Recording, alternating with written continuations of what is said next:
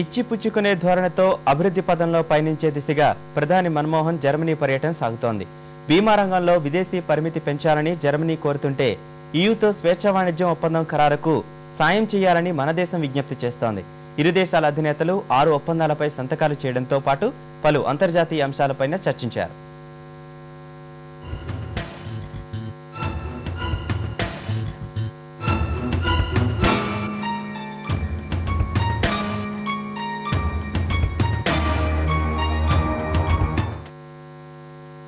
Bharat Germany అంతర్ప్రభుత్వ సంప్రదింపులు ఆశావాహ దృక్పథంలో సాగుతున్నాయి.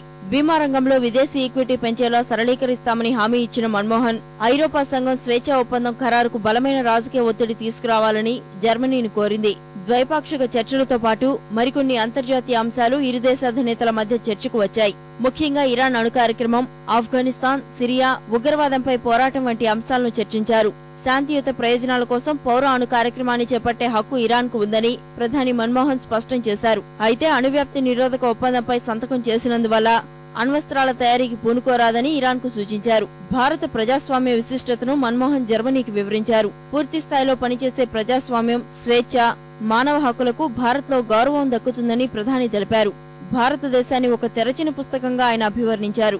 ప్రభుత్వ విధానాలను వ్యతిరేకించేందుకు, విమర్శించేందుకు, అన్యాయాలను ఎదిరించేందుకు, శాంతియుతంగా నిరసనలు తెలియజేసేందుకు ప్రజలకు ఎల్లప్పుడూ భారత్ పూర్తి స్వేచ్ఛను ఇస్తుందన్నారు. ప్రభుత్వంపై ఒత్తిడి తీసుకొచ్చేందుకు పౌర సమాజానికి భారత్ పూర్తి స్వేచ్ఛనిస్తోందని మన్మోహన్ తెలిపారు.